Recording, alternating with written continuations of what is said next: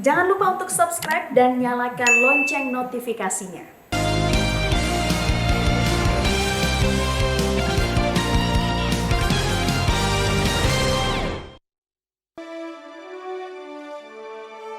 Selamat datang di MJN Summit 2022 dengan tema Bangkit Bersama Maju Indonesia. Sesi keempat dengan tema Our Next Generation Menuju Indonesia Emas.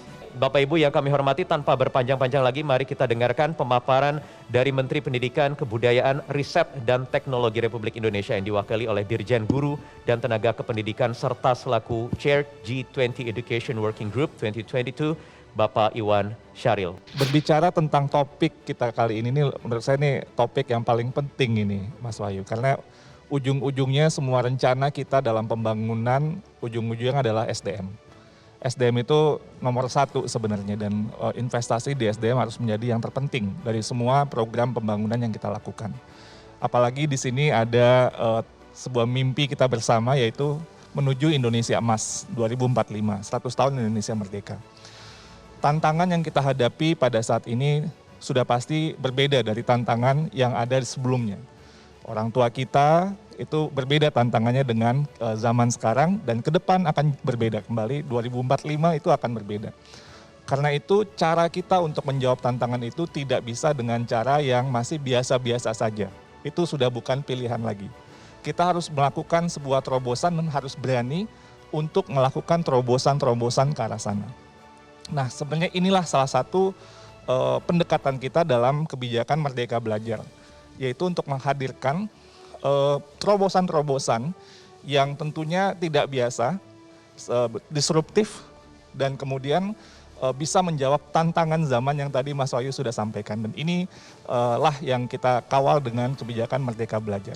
Nah, kalau ditanya Merdeka Belajar itu apa sih? Sebenarnya itu adalah filosofi dalam kebijakan pendidikan yang sebenarnya fondasinya itu dari filosofi Bapak Pendidikan kita sendiri, yaitu Ki Hajar Dewantara. Yaitu untuk membentuk manusia-manusia yang mandiri, manusia-manusia yang merdeka. Jadi slogan yang terkenalkan itu Ing Ngarso Sung Tulodo, Ing Madya Mangunkarso, dan Tuturi Handayani. Kata kunci pertama adalah teladan, Ing Ngarso Sung Tulodo. Kata kunci kedua, Ing Madya Mangunkarso, itu adalah membangkitkan semangat. Ingat, ini waktu dicanangkan waktu zaman penjajahan, kondisi sangat serba susah. Tapi harus mangunkarso, kita harus bangkitkan semangat, kuatkan kemauan. Dan Tuturi Handayani, esensinya adalah membentuk orang-orang yang mandiri, yang berdaya, yang merdeka. Jadi filosofi merdeka itu, membentuk manusia-manusia merdeka itu sebenarnya sudah ada dalam filosofi Bapak Pendidikan kita. Yang diimpikan adalah untuk sebuah bangsa yang merdeka, manusia-manusianya pun juga harus merdeka. Dan kemudian jika ditanya apakah tujuan dari Merdeka Belajar? Kalau saya ditanya, itu ada 3 tujuannya. Pertama adalah murid, kedua adalah murid, ketiga adalah murid. Harus hyperfokus kita kepada murid, yang menjadi tujuan kita bersama dalam sebuah proses pendidikan.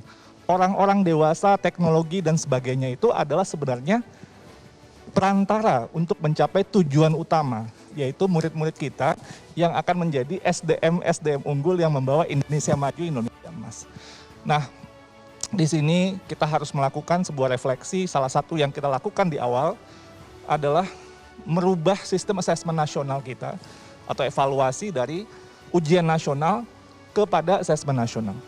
Yang tadinya fokusnya kepada konten dan sangat selektif gitu ya, hanya mata pelajaran tertentu, menjadi asesmen nasional yang sifatnya itu lebih fundamental, lebih holistik, dan lebih sesuai dengan tantangan zaman, yaitu literasi, numerasi, dan karakter. Kenapa 3 ini? Ini adalah mapel apapun, mata pelajaran apapun, bidang apapun, membutuhkan kemampuan untuk memaknai informasi, mengolah informasi, memproduksi informasi, dan karakter. Nah, ini yang mau dia nanti katanya, kalau kita bidang kita nanti udah usang harus reskilling lagi, upskilling lagi. Ini namanya menuntut kita kemampuan untuk terus belajar sepanjang hayat. Kemampuan untuk learn, unlearn, and relearn. Nah, disinilah sebenarnya kenapa literasi, numerasi, dan karakter itu akan menjadi fondasi SDM ke depan untuk menjadi pembelajar yang sepanjang hayat. Dan juga transformasi SDM pendidiknya. Kita memiliki program namanya Guru Penggerak.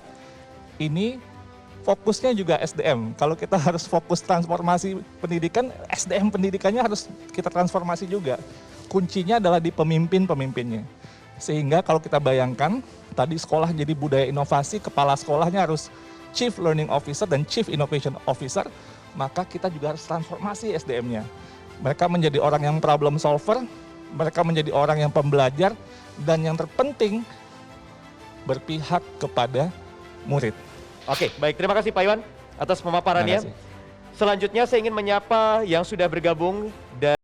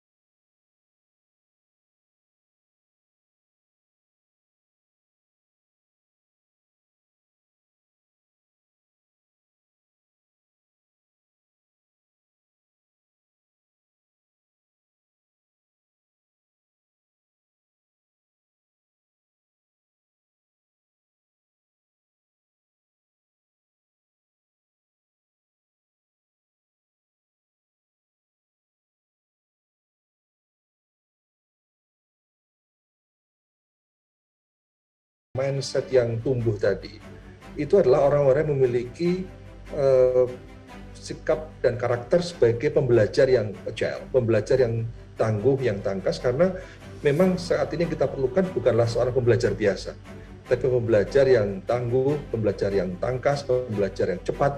Kemudian yang ketiga, yang menurut saya penting juga adalah bagaimana orientasi generasi muda dan anak didik itu orientasi pada future practice, bukan best practice semata. Jadi kita latih mereka ini untuk bisa memulai hal-hal baru, memulai sesuatu yang luar biasa. Jadi saya selalu beri contoh ya, Mas Iwan, kalau Mas Nadiem, Mas Menteri itu, kalau pikirannya adalah best practice, maka beliau tidak akan mungkin menjadi seorang pengusaha Gojek. Ya. Beliau paling menjadi pengusaha taksi, karena best practice, meniru orang lain, meniru bisnis yang sudah ada. Tapi kalau memulai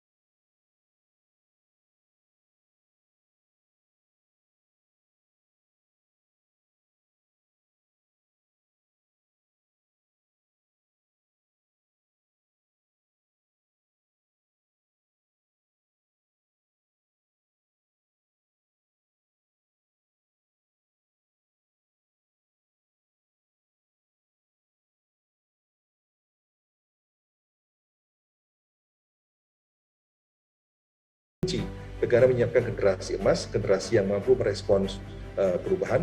Sekali lagi, bukan sekedar beradaptasi terhadap perubahan, tapi bisa menjadi trendsetter perubahan. Banyak sekali studi kasus di dunia ini, sumber daya alam yang melimpah bukan jadi jaminan, kemudian sumber daya manusianya menjadi unggul, bahkan membawa negara menjadi maju. Masyarakat Indonesia memang sudah terhubung ke internet, namun tingkat konektivitas yang tinggi bukan berarti aksesnya merata.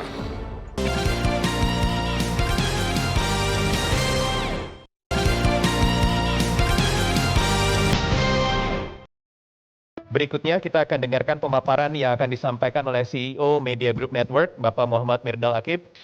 Banyak sekali studi kasus di dunia ini, sumber daya alam yang melimpah bukan jadi jaminan, kemudian sumber daya manusianya menjadi unggul, bahkan membawa negara menjadi maju.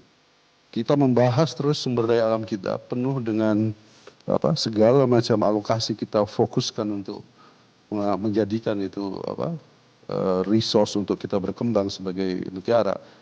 Tetapi sampai hari ini sumber daya alam makin menipis. Harus terjadi switch antara sumber daya alam dengan sumber daya manusia. 270 juta hari ini adalah populasi penduduk Indonesia sesuai dengan sensus terakhir. Sementara 70%-nya adalah bonus demografi. Ini posisi yang sama persis seperti Jepang tahun 48. Dan negara yang memiliki bonus demografi hari ini tidak banyak lagi. Salah satunya cuma adalah Indonesia. Nah, sekarang bagaimana kesiapan angkatan kerja kita? Artinya apa? Anak-anak muda sekarang harus disiapkan betul agar menjadi kemudian pemimpin-pemimpin di Indonesia emas tadi. Strateginya macam-macam. Kita beruntung tadi kita dengarkan dari Pak Iwan blueprint, master print untuk pendidikan ke depan gitu. Apa yang dibutuhkan ke depan untuk mempersiapkan anak-anak ini? Karena mereka fokus kayak tadi hanya kepada nilai IPK dan seterusnya. Yang kita perlukan ke depan yang jauh lebih penting adalah nilai-nilai seperti anak-anak 08, 28, 45, 65. Apa aja tadi udah dibahas banyak, yaitu karakter. Karakter ini yang paling penting. Ada karakter profesional, ada karakter moral. Karakter profesional kita tahu, rajin, ulet, daya tahannya kuat, daya tahan terhadap stres. Kemudian karakter moralnya jujur, bertakwa kepada Tuhan Yang Maha Esa, dan seterusnya. Kenapa karakter yang menjadi penting hari ini? Karena menurut World Economic Forum, tahun 2019, ada 8.500 pekerjaan yang akan hilang sampai tahun 2025. Tetapi akan jauh lebih banyak lagi pekerjaan baru yang hadir, yang kita belum tahu pekerjaannya apa. Bagaimana supaya kita bisa menguasai pekerjaan itu? Karakter, balik-balik lagi.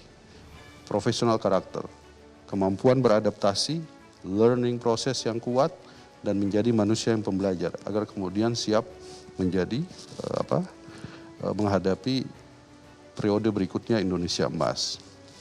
Jadi ujung-ujungnya akan kita hasilkan leader. Jadi kita berharap anak-anak yang hari ini mulai berproses menjadi pemuda 100, itu adalah anak-anak yang memiliki endurance yang tertinggi, memiliki persistence yang kuat, yang kalau mereka jatuh 10 kali, mereka bangun 20 kali. Anak-anak seperti anak 28, yang bisa bergerak dari Papua, dari Manado, dari Sangihe Talaut, dari Aceh, sampai ke Jakarta, tanpa kita kemudian kita susah berpikir bagaimana caranya dalam konteks hari itu datang ke Jakarta hanya untuk ngomong merdeka Indonesia yang mereka juga mungkin masih angan-angan gitu. Anak-anak itu yang dibutuhkan, dipersiapkan ke depan. Agar kenapa? Agar kemudian pas Indonesia emas, target kita seperti yang kita selalu tulis, menjadi negara dengan ekonomi keempat terbesar di dunia, itu bisa terrealisasi. Kita tidak pengen bonus demografi ini menjadi justru liabilities atau beban. Mungkin pekerjaan kita punya semua di tahun 2045, tetapi pemiliknya bukan kita. Mungkin kita semua bekerja, tetapi kita hanya sebagai pekerja, bukan sebagai leader. Nah, kita pengen mengulang peristiwa 1945, di mana seluruh keterbatasan ada, tetapi pencapaiannya luar biasa. Hari ini seluruh potensi untuk berhasil kita miliki.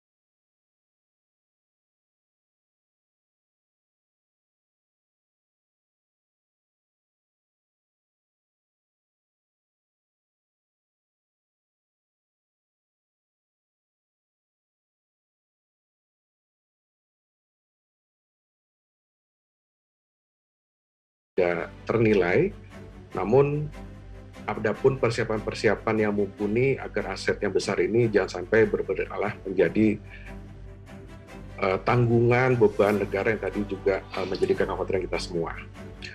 Meski begitu, berdasarkan data yang kami kumpulkan, tetap ada secerca harapan bagi bangsa kita bahwa mayoritas dari pemuda di Indonesia ini sudah melek internet atau secara digital, Mas Wahyu.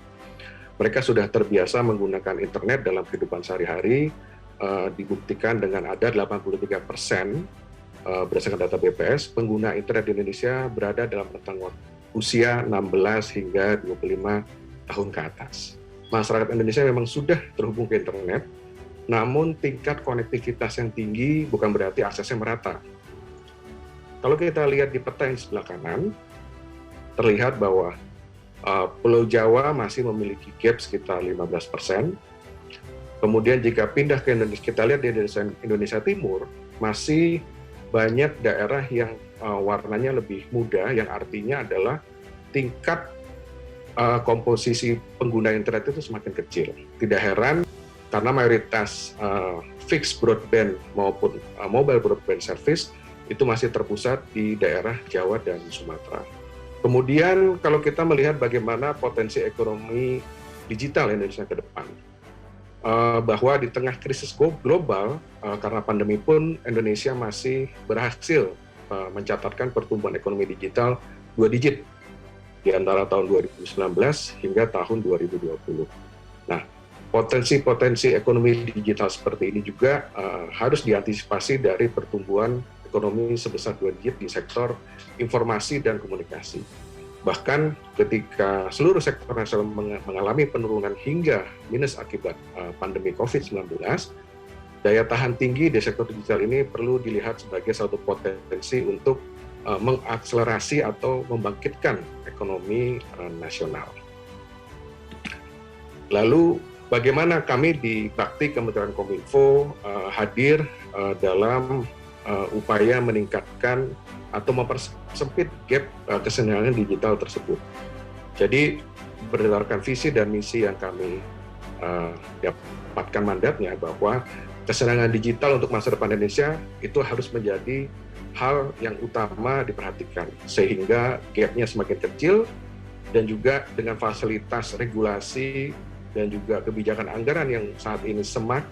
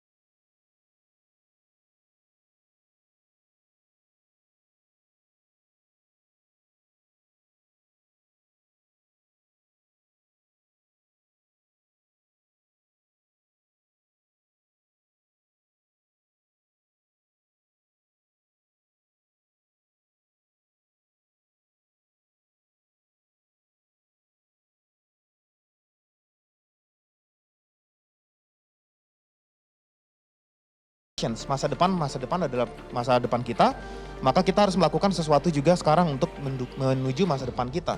Jadi kurikulum reform ini satu hal yang menurut saya sangat penting dan genting ya, harus segera dilakukan.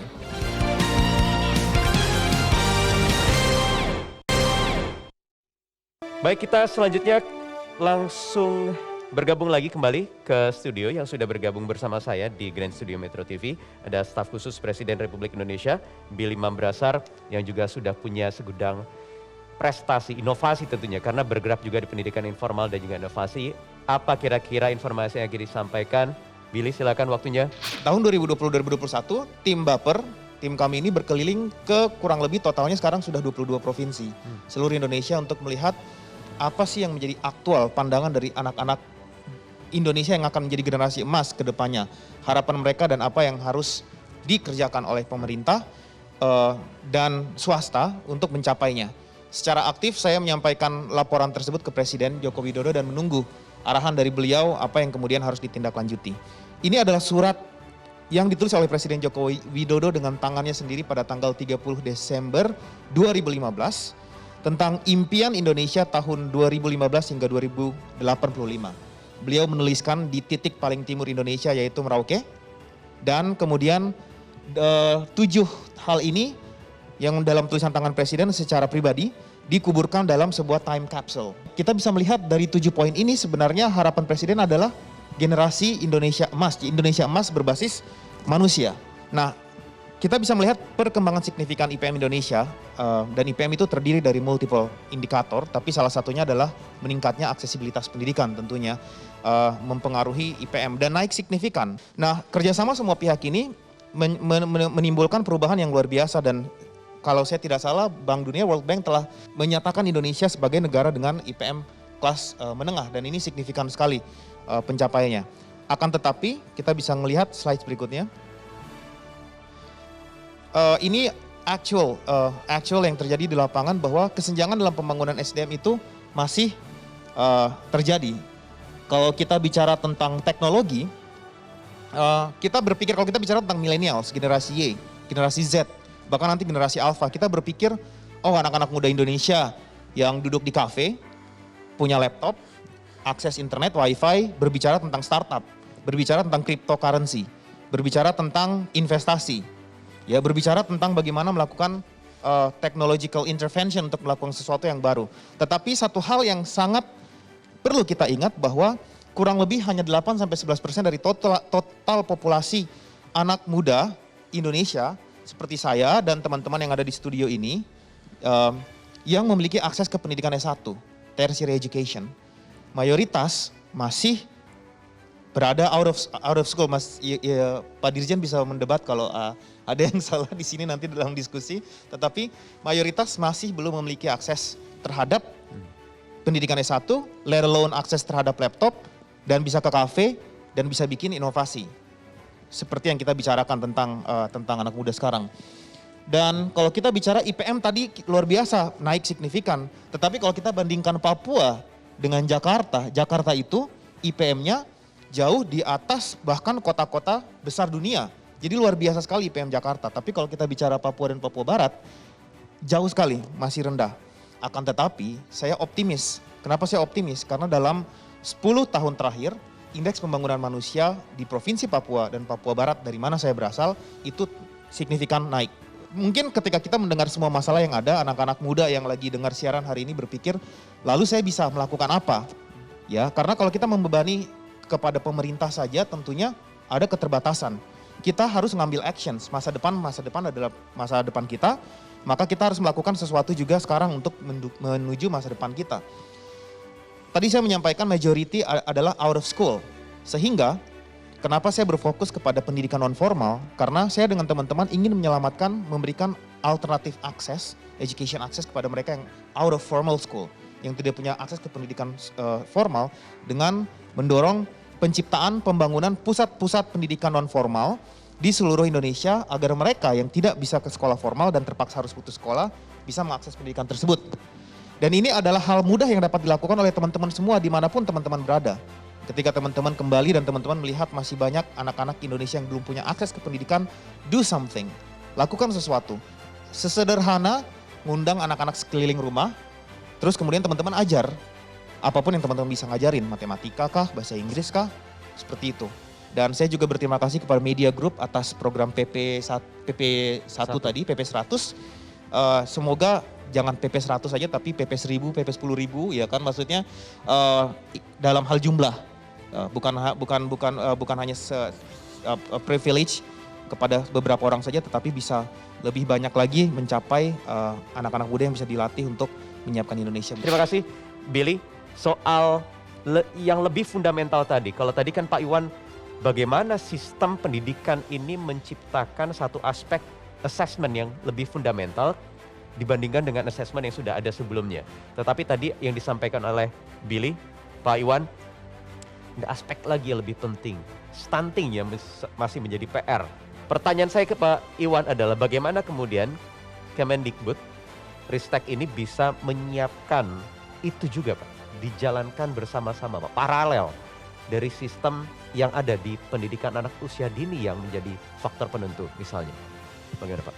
Baik, gini Mas Wahyu, ada sebuah ungkapan, it takes a village to educate a child. Dan ini kalau di filosofi Ki Hajar Dewantara ada trisentra pendidikan, bukan hanya sekolah, tapi juga keluarga dan masyarakat. Dan ini sebenarnya yang mungkin Mas Wahyu sering dan teman-teman Bapak Ibu juga sering mendengar, kita menggunakan kata penggerak. Ya. Guru penggerak, sekolah penggerak, dan sebagainya. Apa sebenarnya makna penggerak ini? Esensinya kembali lagi pada kejeniusan budaya Indonesia, yaitu gotong royong. Nggak boleh hanya bagus sendirian. Belajar itu buat sendiri nggak bisa. Yuk kita bikin bagus yang lain sehingga kita bisa bagus sama-sama, kita maju sama-sama. Sekolah juga sama. Jangan cuma sekolah jadi sekolah bagus sendirian. Yuk gimana caranya bisa share, bikin komunitas di sekolah dengan sekolah-sekolah lainnya, bikin bagus juga, yuk kita maju sama-sama. Jadi filosofinya itu, filosofi penggerak itu sebenarnya filosofi gotong royong. Itulah sebenarnya yang menjadi kekuatan kita untuk melakukan leapfrogging, untuk melakukan lompatan. Kita sebenarnya punya kejeniusan budaya Nusantara yang kadang-kadang kita lupa gitu. Kita bergeser dulu ke Prof. Arief. Kalau tadi strategi yang sudah disiapkan di Kemendikbud Ristek, kalau dari kampus kira-kira strateginya seperti apa? Ya, jadi memang menurut saya yang dilakukan oleh perguruan tinggi mau tidak mau adalah reform kurikulum. Jadi kurikulum reform ini satu hal yang menurut saya sangat penting dan genting ya, harus segera dilakukan. Dan tidak semua perguruan tinggi di dunia juga melakukan hal ini. Jadi memang di perguruan tinggi di dunia, saya ketemu dengan beberapa rektor selama ini di Amerika, kemudian di Kanada, di Eropa, di Jepang, di Taiwan dan sebagainya. Mereka juga sedang gampang juga bagaimana merespons perubahan. Nah, saya kira dengan adanya kebijakan MBKM ya, Merdeka Belajar Kampus Merdeka yang diinisiasi oleh Kemdikbud Mas Menteri ini, menurut saya itu salah satu cara ya, salah satu approach yang saya kira sangat bagus sekali. Nah, tapi tentu detailnya ada di masing-masing perguruan tinggi. Tapi kalau perguruan tinggi ini memang menurut saya hal yang juga harus dilakukan, tadi saya sampaikan tadi, yang paling penting tadi soal selain karakter adalah soal mindset tadi. Oleh karena itu, misalnya sebagai contoh di IPB seluruh mahasiswa baru yang masuk, maka wajib ikut pelatihan 7 Habits of Highly Effective People, Stephen Covey. Jadi oleh itu 4.000 orang semua harus wajib ikut seminggu, kemudian dipantau selama 6 bulan. Untuk apa? Untuk merombak mindset.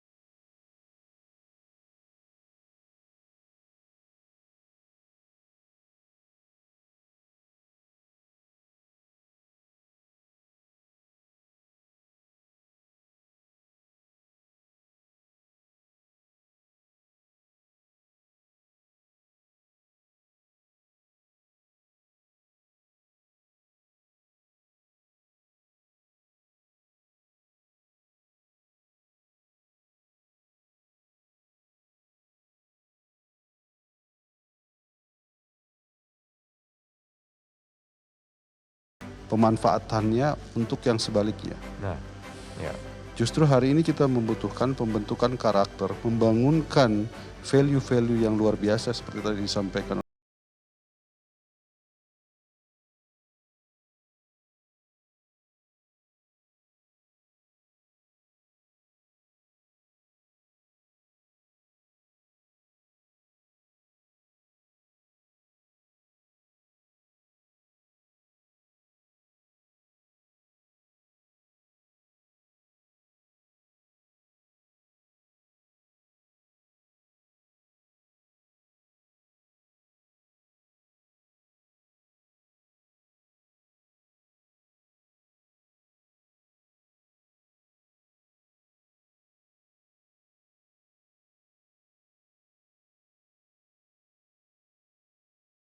tepatnya di Olimpiade 2044, kita mencanangkan Indonesia pada peringkat 5 dunia untuk Olimpiade dan Paralimpiade.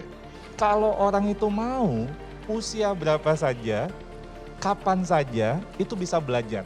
Belajar itu bukan masalah kesempatan sebenarnya, tapi kemauan. Kemauan itu yang terpenting.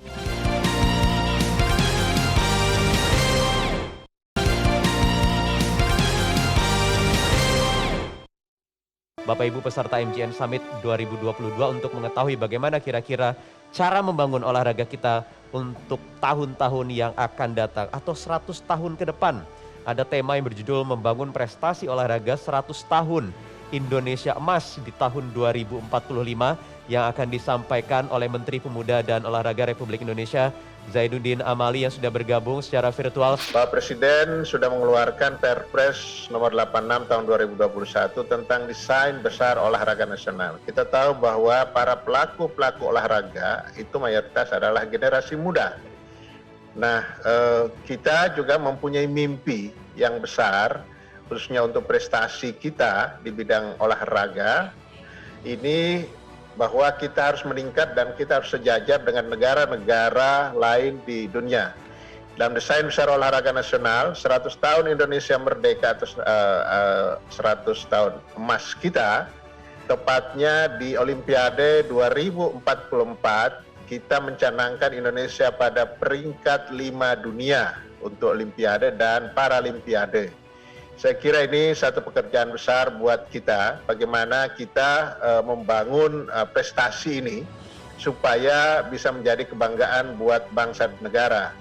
Selama ini kita mendapatkan prestasi generasi muda di bidang olahraga khususnya, itu by accident. Kita mendapatkan bakat, kita mendapatkan talenta, kemudian dia muncul sebagai generasi muda yang berprestasi khususnya di bidang olahraga, tetapi kemudian tidak berkesinambungan dengan lapisan-lapisan di bawahnya. Nah, sekarang kita pola ini kita robah, paradigma kita memandang itu kita robah dengan kita mendesain, kita menciptakan prestasi itu. Istilah sederhananya kita harus membuat pabrik prestasi yang terbentuk bukan hanya prestasi, tetapi karakter bangsa melalui pembentukan karakter seorang atlet, seorang generasi muda yang punya karakter, punya semangat juang yang tinggi, sehingga membuat dia menjadi kebanggaan buat bangsa ini. Baik, terima kasih Pak Menteri, Pak Zainuddin. Kita akan langsung berdiskusi. Pak Zainuddin sendiri melihat generasi muda kita, terutama yang berusia 20 tahun ke bawah ini, sepotensial apa sih mereka? Kualitasnya seperti apa sih? Bagaimana kesiapan mereka, bisakah memanfaatkan bonus demografi ini? Terutama dari perspektif olahraga nasional. Ya, saya optimis dan kita mendiskusikan dengan para guru besar ilmu keolahragaan. Indonesia sangat potensial, sangat bisa. Kita bisa bayangkan negara seperti Jamaika yang ya tidak sebesar Indonesia, tidak sebagus penghidupan dari Indonesia, tetapi dia peringkat di atas Indonesia. Apa yang terjadi? Karena dia konsentrasi. Nah, itu yang belum kita miliki. Kita konsentrasi kepada cabang-cabang olahraga yang memungkinkan kita berprestasi. Anak-anak muda kita ini bisa berprestasi. Setelah diskusi dengan para profesor itu, hasilnya menghasilkan kesimpulan bahwa kita harus berkonsentrasi kepada cabang olahraga yang lebih mengandalkan teknik dan akurasi. Kemudian ditemukan beberapa cabang olahraga yang dipertandingkan di Olimpik, karena target kita adalah Olimpik, maka ada 14 cabang olahraga. Ada olahraga yang sangat diminati di tengah-tengah masyarakat kita, misalnya sepak bola, bola basket, bola voli. Itu tidak bisa untuk sementara ini kita dorong ke ajang prestasi Olimpiade, karena kita harus jujur mengatakan pembinaan kita baru mulai. Bagaimana kalau menurut Billy cara memboost lagi nih generasi-generasi muda, millennials, Z yang juga sekarang sudah unjuk gigi karena usianya juga sudah usia produktif, itu terutama yang dari daerah-daerah bisa muncul ke permukaan satu-satu? Pertama adalah meningkatkan partisipasinya. Jadi untuk meningkatkan partisipasi butuh kerjasama dua pihak. Pemerintah mungkin berpikir bahwa there's no such a youth. Gak ada anak-anak muda seperti itu yang bisa ngebantu saya. Ya. Dan mungkin anak-anak muda pun berdasarkan riset menunjukkan bahwa tingkat apatisme dari generasi Y, Z, apalagi nanti ke Alpha terhadap pemerintah dan pemerintahan itu meningkat. Artinya ya udahlah terserah mereka mau ngapain, yang penting gue mau invest, gue mau beli kripto, gue mau bikin bisnis, gak makin apatis gitu. Yes. Nah kalau ini terus terjadi artinya sebenarnya konsep generasi emas ini dari siapa untuk siapa. Padahal kalau kita bicara generasi emas, kata kuncinya adalah generasi, artinya the object that we're talking about is actually the subject. Yang harusnya menjadi bagian daripada konsep tersebut. Mumpung kita masih produktif saat ini, take action. Do something, dengan alergi ke pemerintah. Terkadang kita berpikir, percuma pemerintah begitu-begitu aja, mereka nggak bisa. Kita udah dalam tanda petik bodoh lah pemerintah daerah itu. Padahal justru kita harusnya membantu. Kita harusnya bermitra. Gitu. Itu dia yang namanya generation gap ya. Pak Iwan, saya ingin tanyakan, generation gap itu ya pasti terjadi. Kenapa itu ada dan bagaimana caranya untuk bisa meredam supaya tongkat estafet dari generasi yang tua ke generasi yang akan datang ini berjalan smooth? Ya, saya menggarisbawahi kembali lagi mindset. Ini merubah mindset, cara pandang kita melihat sesuatu, perspektif. Jadi kalau dianggap dia masih muda, berarti ini masih belum berpengalaman. Kalau ini udah tua, dia susah berubah gitu. No, everyone can change, everybody can learn. Jadi sebenarnya filosofi dalam pendidikan tentang semua orang itu bisa belajar kapan saja jika dia ada. Ini kalau ini jenisnya Ki Hajar itu ada kata kemauan, mangun karso, ingat Madya mangun karso. Kalau orang itu mau, usia berapa saja, kapan saja itu bisa belajar. Belajar itu bukan masalah kesempatan sebenarnya, tapi kemauan. Kemauan itu yang terpenting. Pak Mirdal bagaimana melihatnya situasi tadi itu? Ada generation gap yang perlu dipangkas ini. Betul, sepakat sama Pak Iwan ya. Jadi kemauan itu harus nomor satu. Tapi kemauan itu muncul biasanya setelah kita punya purpose. Setelah kita punya mimpi besar, keinginan yang kuat itu akan muncul. Setelah punya itu biasanya kita kemudian akan fokus.